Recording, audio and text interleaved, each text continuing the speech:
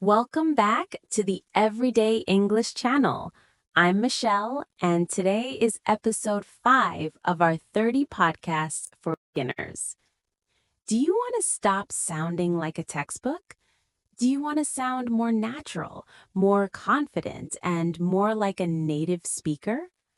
Today, I'm going to teach you 2 simple words that will instantly boost your fluency.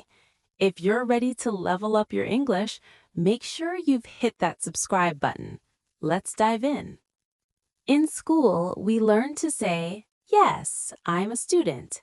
But a native speaker might say, "Well, actually, I'm a student." These small words, actually and basically, are like the salt and pepper of English. They add flavor and make your speaking flow naturally. Let's start with actually. We use this word in 2 main ways.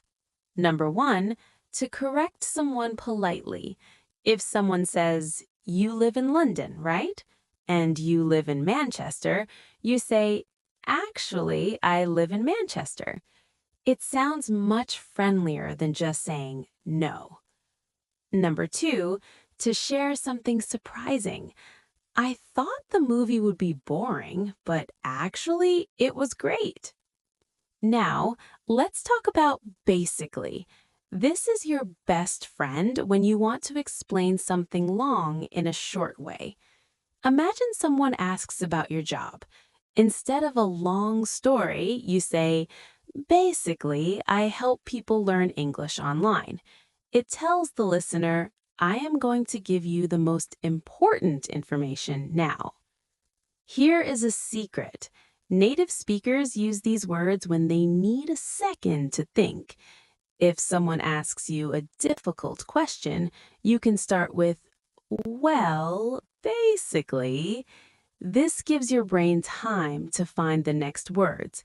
It's a great way to avoid and ah. Let's practice. Repeat after me with feeling. "Actually, I don't really like coffee." Basically, it's a very simple plan. "I thought it was Friday, but actually it's Thursday."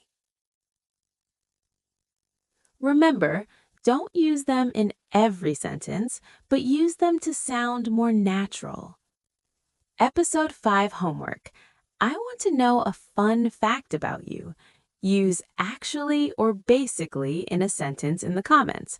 For example, "Actually, I have 3 cats." I'll be there to check your sentences. If you found this helpful, give me a thumbs up. Tomorrow, in episode 6, we're going to learn the "How are you" trap, why you should stop saying "I'm fine, thank you," and what to say instead. I'm Michelle from Everyday English Channel. Keep it simple and keep speaking. See you tomorrow.